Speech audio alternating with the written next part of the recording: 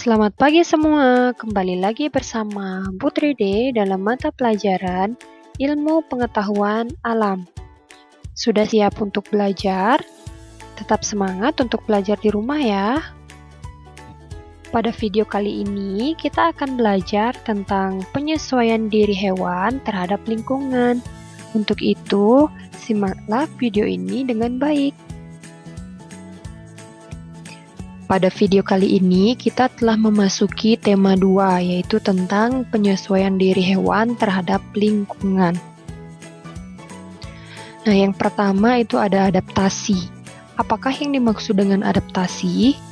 Jadi, adaptasi itu merupakan kemampuan makhluk hidup untuk menyesuaikan diri dengan lingkungan hidupnya untuk dapat bertahan hidup. Yang kedua itu ada tujuan dari hewan beradaptasi, yaitu untuk menghindari kepunahan. Nah, selain tujuan, jadi adaptasi hewan itu juga berfungsi untuk memperoleh makanan, yang kedua untuk menghindari serangan dari musuhnya, dan yang ketiga untuk dapat bertahan hidup. Nah, adaptasi hewan ini ada 3 jenis. Yang pertama itu ada adaptasi morfologi, adaptasi yang kedua itu ada fisiologi, dan adaptasi yang ketiga itu ada adaptasi tingkah laku. Nah, yang pertama ini ada adaptasi morfologi. Apakah yang dimaksud dengan adaptasi morfologi? Jadi, adaptasi morfologi merupakan penyesuaian bentuk dan alat tubuh makhluk hidup dengan lingkungannya. Jadi, adaptasi morfologi ini dapat terlihat dari luar ya. Dapat kita lihat. Nah, contohnya itu pada bentuk mulut serangga dan bentuk paruh serta cakar pada unggas. Yang pertama itu pada serangga. Pada serangga terdapat banyak jenis tipe-tipe mulut sesuai dengan jenis-jenis makanannya. Nah, yang pertama itu ada tipe penggigit dan pengunyah. Nah, kalian bisa perhatikan di sini ada gambar tipe mulut serangga penggigit dan pengunyah. Contohnya itu ada pada belalang. Jadi bentuk mulutnya itu seperti ini karena digunakan untuk menggigit dan mengunyah. Kemudian yang kedua itu ada tipe pengisap. Kalian bisa perhatikan gambarnya. Jadi mulutnya itu panjang dan menggulung. Jadi ini disebut dengan proboscis. Tipe mulut serangga seperti ini dimiliki oleh kupu-kupu. Jadi, tipe mulut seperti ini digunakan untuk mengisap nektar. Kemudian, tipe mulut yang ketiga itu ada tipe penusuk dan pengisap. Nah, kalian bisa perhatikan gambarnya. Jadi, tipe mulut penusuk itu seperti jarum suntik, ya. Jadi, panjang seperti ini. Jadi, yang memiliki tipe penusuk dan pengisap ini adalah nyamuk. Jadi kalian bisa perhatikan ini bentuk dari mulut nyamuk itu runcing seperti ini yang digunakan untuk menusuk dan mengisap. Kemudian tipe mulut serangga yang keempat itu ada tipe penjilat. Nah, tipe penjilat itu bentuknya seperti ini ya. Di mulutnya ini terdapat saringan berguna untuk menjilat cairan yang berasal dari makanan mereka. Nah, contohnya itu adalah pada mulut lalat. Nah, itulah tipe-tipe mulut pada serangga yang disesuaikan dengan jenis makanannya.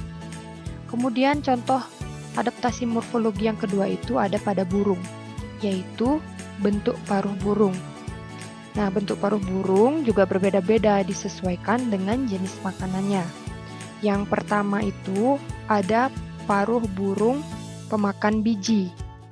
Jadi paruh burung pemakan biji ini bentuk paruhnya itu pendek, runcing, dan tebal. Paruh tersebut disesuaikan untuk memakan biji. Contoh paruh burung seperti ini adalah pada burung pipit. Kemudian yang kedua itu ada paruh pemakan daging. Paruh pemakan daging ini bentuknya tajam, runcing, kuat, dan agak membengkok. Jadi kalian bisa perhatikan bentuknya itu agak membengkok. Paruh tersebut disesuaikan untuk menangkap dan mengoyak mangsa. Jadi paruh burung ini dimiliki oleh burung elang. Kemudian yang ketiga ada paruh pemakan ikan.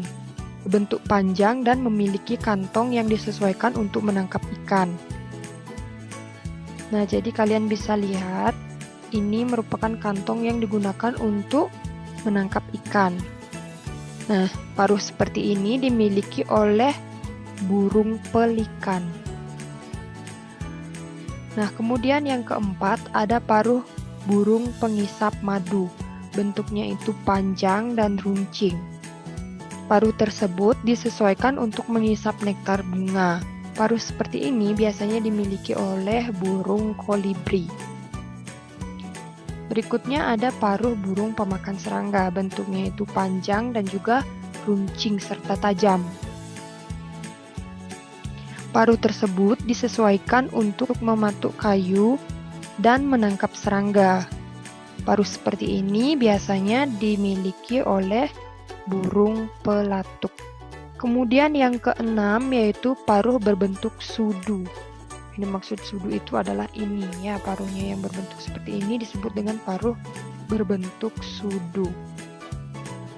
Paruh berbentuk sudu disesuaikan untuk menangkap cacing dari lumpur atau tempat berair. Nah, pada tepian paruh terdapat struktur seperti sisir untuk menyaring air. Paruh ini biasanya dimiliki oleh bebek. Berikutnya, kaki atau cakar burung. Yang pertama itu ada kaki pemanjat. Kaki pemanjat dengan 4 jari, yaitu 2 di depan dan 2 di belakang.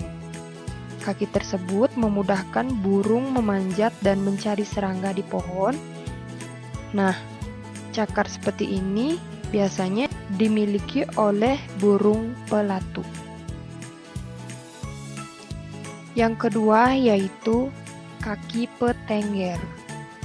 Memiliki jari-jari yang panjang dan datar untuk memudahkan bertengger di dahan atau di ranting. Kaki seperti ini biasanya dimiliki oleh burung kakak tua. Nah, kemudian kaki atau cakar yang ketiga. Jenis kaki seperti ini disebut dengan kaki pengais, di mana kaki pengais ini memiliki 3 jari menghadap ke depan dan 1 jari yang tumbuh tidak sempurna menghadap ke belakang. Nah, kaki pengais ini berguna untuk mengais tanah untuk mencari makanan. Kaki seperti ini biasanya dimiliki oleh ayam. Nah, berikutnya kaki dengan bentuk seperti ini disebut dengan kaki pencengkram. Nah, kaki pencengkram ini memiliki kuku-kuku melengkung yang tajam dan kuat. Kalian bisa perhatikan ya. Jadi kuku-kukunya ini melengkung, tajam dan kuat. Bentuk kaki ini disesuaikan dengan fungsi untuk mencengkram mangsa. Mangsanya itu biasanya berupa daging ya. Jadi kaki seperti ini dimiliki oleh burung elang. Dan yang terakhir, tipe kaki seperti ini disebut dengan kaki perenang, di mana kaki perenang ini memiliki selaput di antara jari-jari kakinya. Jadi ini merupakan selaput di antara jari-jari kakinya. Nah, bentuk kaki seperti ini berguna untuk berenang dan berjalan di daerah perairan atau berlumpur. Nah, biasanya bentuk kaki seperti ini dimiliki oleh bebek. Nah, itulah adaptasi morfologi hewan, artinya yang tampak dari luar ya. Nah, kemudian yang kedua itu ada adaptasi fisiologi. Adaptasi fisiologi merupakan penyesuaian fungsi fisiologi organ-organ atau alat tubuh makhluk hidup untuk bertahan hidup. Nah, jadi adaptasi ini tidak bisa kita lihat secara langsung oleh mata telanjang ya. Nah, contoh adaptasi fisiologi pada hewan itu ada pada unta sapi, dan burung hantu. Yang pertama itu ada unta. Unta biasanya menyimpan cadangan air di kantung yang ada di dalam punuknya. Nah, yang dimaksud dengan punuk itu adalah yang ini ya. Nah, jadi punuk ini berguna untuk menyimpan lemak. Lemak itu merupakan cadangan makanan di dalam tubuh yang digunakan ketika tidak ada makanan di sekitarnya. Nah, maka dari itu, unta bisa tidak minum dan tidak makan dalam waktu yang lama karena sudah menyimpan cadangan makanan di dalam punuknya ini ya. Di dalam punuknya ini sudah menyimpan cadangan makanan untuk bertahan hidup di tempat kering maupun gurun, karena kita tahu unta itu hidupnya di tempat yang kering. Kemudian contoh yang kedua itu ada sapi. Nah, sapi merupakan hewan mamalia yang bisa memamah biak, artinya memakan makanannya 2 kali karena sapi itu makanannya rumput. Kita tahu bahwa rumput itu mengandung banyak serat.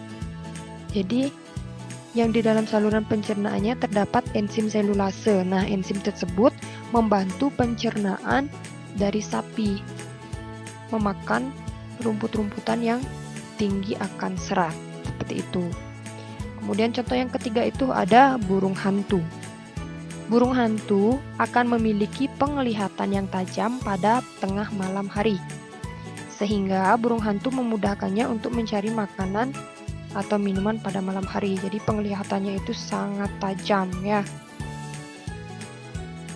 Nah, seperti itulah contoh dari adaptasi fisiologi pada hewan.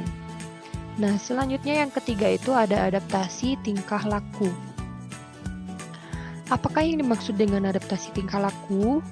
Jadi adaptasi tingkah laku merupakan penyesuaian tingkah laku makhluk hidup untuk bisa menyesuaikan diri dengan lingkungannya agar terhindar dari predator dan juga untuk mendapatkan makanan agar dapat bertahan hidup. Nah, contoh hewan yang beradaptasi tingkah laku yaitu bunglon, cicak, ikan batu, dan kelelawar. Nah, contoh yang pertama itu ada bunglon. Bunglon dapat mengubah warna kulit tubuhnya menyerupai lingkungan sekelilingnya sehingga sulit dikenali. Itulah cara bunglon untuk mengelabuhi musuhnya ataupun mencari mangsa. Nah, peristiwa bunglon dapat mengubah warna sesuai dengan tempat sekitarnya itu disebut dengan mimikri. Kemudian contoh yang kedua itu ada cicak. Adapun cara cicak untuk mengelabui musuhnya yaitu dengan cara memutuskan ekornya. Ketika keadaan cicak merasa tertekan, maka dia akan memutuskan ekornya untuk mengelabuhi musuhnya agar bisa terhindar ya. Ketika ekor cicak terlepas dari tubuhnya, maka predator akan mengira ini adalah tubuh dari si cicak karena ketika ekor ini terlepas, ekor ini masih dapat bergerak. Nah, pada saat tersebut si cicak akan kabur dari musuhnya, maka dia akan selamat. Seperti itu. Nah, peristiwa pemutusan ekor cicak ini disebut dengan autotomi. Nah, berikutnya yang ketiga itu ada kelelawar. Nah, seperti yang kita tahu bahwa kelelawar itu mencari makan pada malam hari. Untuk mengetahui arah dan melihat makanan dalam kegelapan, biasanya kelelawar memiliki sistem deteksi dalam tubuhnya. Nah, kelelawar ini memancarkan bunyi berfrekuensi tinggi melalui mulutnya. Jadi kalian bisa perhatikan pada gambar, ini merupakan gelombang tinggi yang dipancarkan dari mulut si kelelawar ya. Nah, bunyi tersebut akan dipantulkan oleh benda-benda di sekitarnya seperti cabang pohon atau serangga. Nah, dengan demikian, kelelawar dapat memperkirakan jarak rintangan atau makanannya. Nah, kemampuan kelelawar tersebut dinamakan dengan ekolokasi. Dengan kemampuan ekolokasi, kelelawar dapat terbang di kegelapan dalam mencari makanan dan tanpa menabrak apapun. Kemudian yang keempat itu ada ikan batu.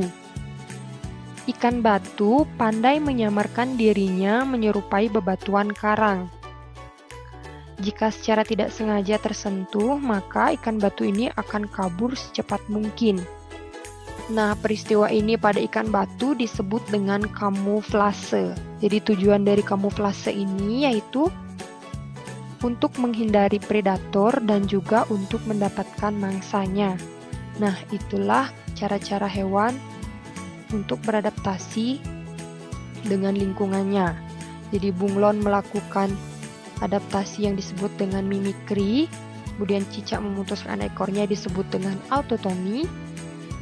Yang ketiga, kelelawar mencari makanan di malam hari, itu disebut dengan ekolokasi. Dan ikan batu menyerupai batu karang itu disebut dengan kamuflase. Demikian dulu ya penyampaian video dari Putri D. Untuk materi selanjutnya kita bahas pada video berikutnya. Akhir kata, Putri D ucapkan terima kasih dan sampai jumpa.